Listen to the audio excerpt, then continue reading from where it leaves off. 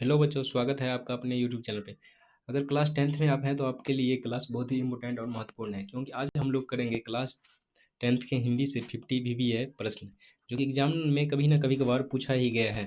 तो स्टार्ट करते हैं पहला प्रश्न से। पहला प्रश्न है, झांसी की रानी कविता किस युग की रचना है? दोस्तों इसका राइट आंसर हो जाएगा ए नंबर, आधुनिक युग की जो है झांसी की रानी कविता की रचना है। अगला प्रश्न है, बाल गोविंद भगत किस देवता के उपासक थे? दोस्तों इसका राइट आंसर हो जाएगा डी नंबर, राम। बाल गोविंद भगत जो है राम के उपासक थे। अगला प्रश्न है, ईदगाह कहानी किस भाव को प्रकट करती है? दोस्तों ईदगाह कहानी जो है ईर्ष्या के भाव को प्रकट करती है। तो दोस्तों इंपॉर्टेंट प्रश्न है, याद रखिएगा। और दोस्तों कमेंट बॉक्स में आप लोग आंसर जरूर बताइएगा, इससे पता चलेगा जो आप लोग को कितना याद है और नहीं है। अगला प्रश्न है, कबीर के पद किस विषय पर केंद्रित है? दोस्तों कबीर के पद जो है भक्ति और ज्ञान के पे केंद्रित है। अगला प्रश्न है, पीपल कविता में पीपल को किस भाव से देखा गया है? दोस्तों पीपल कविता में पीपल को जो है व्यांग यांग के भाव से देखा गया है। अगला प्रश्न है, सुदामा चरित्र में सुदामा क्या लेकर गए थे? दोस्तों सुदामा चरित्र में जो है सुदामा जो है भगवान श्री कृष्ण से मिलने के लिए चावल लेकर गए थे। अगला प्रश्न है, दीनबंधु निराला पाठ में निराला का लेखन किसके लिए था? दोस्तों इसका राइट आंसर हो जाएगा ए नंबर, शोषित वर्ग के लिए था।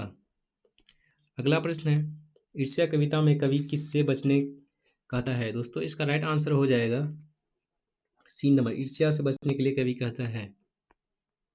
अगला प्रश्न है, हौसले की उड़ान पाठ किस पर आधारित है? दोस्तों हौसले की उड़ान पाठ जो है दिव्यांग बच्चों की सफलता पे आधारित है। अगला प्रश्न है, खुशबू रचते हैं हाथ में किसकी योगदान की चर्चा है? दोस्तों खुशबू रचते हैं हाथ में श्रमिक के योगदान की चर्चा है। अगला प्रश्न है, झांसी की रानी कविता में रानी की छवि कैसी है? दोस्तों झांसी की रानी कविता में रानी की छवि जो है वीरांगना की है। अगला प्रश्न है, ठेस पाठ किस समस्या पर लिखा गया है? दोस्तों ठेस पाठ जो है जातिवाद भेदभाव पर लिखा गया है। अगला प्रश्न है, विक्रमशिला का संबंध किस धर्म से है? दोस्तों विक्रमशिला का संबंध जो है बौद्ध धर्म से है। अगला प्रश्न है, बाल गोविंद भगत की साधना का आधार क्या था? दोस्तों बाल गोविंद भगत का साधना का आधार संगीत था। अगला प्रश्न है, ईदगाह में हामिद ने मेले से क्या नहीं लिया? दोस्तों ईदगाह में हामिद ने मेले से क्या नहीं लिया था? दोस्तों इसका राइट आंसर हो जाएगा डी नंबर, खिलौना। खिलौना जो है वो नहीं लिया। अगला प्रश्न है, पीपल कविता में पीपल किसका प्रतीक है? दोस्तों पीपल कविता में जो पीपल जो है उपेक्षित के प्रतीक है। अगला प्रश्न है दोस्तों, सुदामा चरित्र में कृष्णा का व्यवहार कैसा था? दोस्तों सुदामा चरित्र में कृष्णा का व्यवहार मित्रता और करुणामय था। अगला प्रश्न है, हौसले की उड़ान में किस आयोजन का वर्णन है? दोस्तों हौसले की उड़ान में जो है प्रतियोगिता का वर्णन है। अगला प्रश्न है, दीनबंधु निराला पाठ का उद्देश्य क्या है? दोस्तों दीनबंधु निराला पाठ का उद्देश्य है प्रेरणा। अगला प्रश्न है, क्रमवीर पाठ में क्रमवीर कौन है? दोस्तों क्रमवीर पाठ में क्रमवीर जो है श्रमिक है। अगला प्रश्न है, खुशबू रचते हैं हाथ कविता में खुशबू किसकी है? दोस्तों खुशबू रचते हैं हाथ कविता में खुशबू जो है श्रम की है। अगला प्रश्न है दोस्तों, ईदगाह कहानी किस दृष्टिकोण से लिखी गई थी? दोस्तों ईदगाह कहानी जो है तृतीय पुरुष की दृष्टिकोण से लिखी गई थी। अगला प्रश्न है दोस्तों, झांसी की रानी कविता की शैली क्या है? दोस्तों झांसी की रानी कविता की शैली है प्रश्नोत्तर। अगला प्रश्न है दोस्तों, कबीर के पद किस शैली में है? दोस्तों कबीर के पद जो है पद की शैली में है। अगला प्रश्न है, बाल गोविंद भगत पाठ का लेखक कौन है? दोस्तों बाल गोविंद भगत पाठ का लेखक है फणीसर नाथ रेणु। अगला प्रश्न है, ईर्ष्या कविता में कौन सा संदेश निहित है? दोस्तों ईर्ष्या कविता में ईर्ष्या का त्याग करो ये निहित है। अगला प्रश्न है, सुदामा चरित्र किस ग्रंथ से है? दोस्तों सुदामा चरित्र जो है भगवत ग्रंथ से है। अगला प्रश्न है, दीनबंधु निराला में निराला ने किस भाषा को अपनाया? दोस्तों इसका राइट आंसर हो जाएगा डी नंबर, खड़ी बोली। इंपोर्टेंट प्रश्न है दोस्तों, याद रखिएगा। अगला प्रश्न है, पीपल कविता का भाव क्या है? दोस्तों पीपल कविता का भाव है व्यंग्यात्मक करुणा। अगला प्रश्न है, ठेस पाठ का लेखक किस जाति से संबंधित है? दोस्तों ठेस पाठ का लेखक जो है दलित जाति से संबंधित है।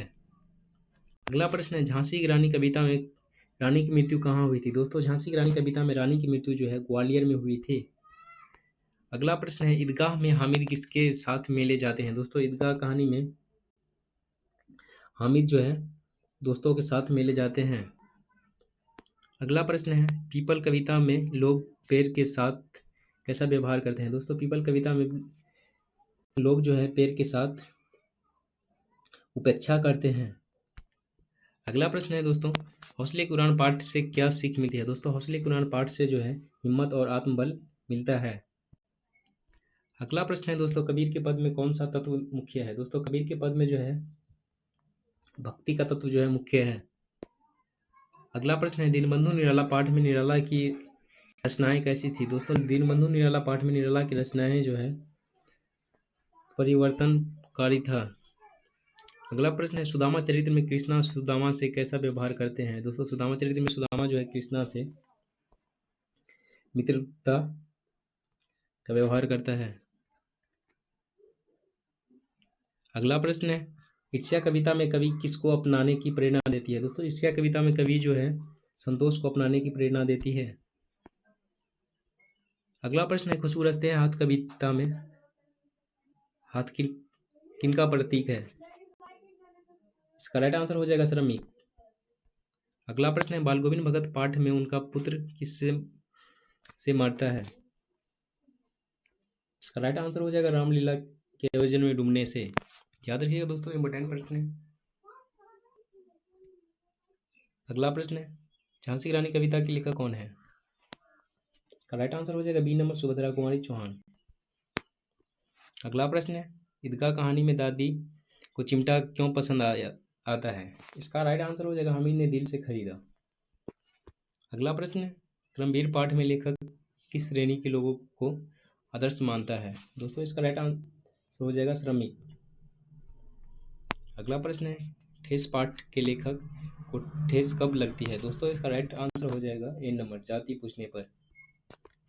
अगला प्रश्न है, हौसले की उड़ान में कौन कौन हिस्सा लेते हैं? दोस्तों हौसले की उड़ान में जो है दिव्यांग विद्यार्थी हिस्सा लेते हैं। अगला प्रश्न है, कबीर के पद में कबीर ने गुरु को क्या माना है? दोस्तों कबीर के पद में कबीर ने गुरु को ईश्वर से बढ़कर माना है। अगला प्रश्न है, पीपल कविता में पेड़ को लेकर समाज का कौन सा दृष्टिकोण है? दोस्तों इसका राइट आंसर हो जाएगा सी नंबर त्रिशंकुपूर्ण।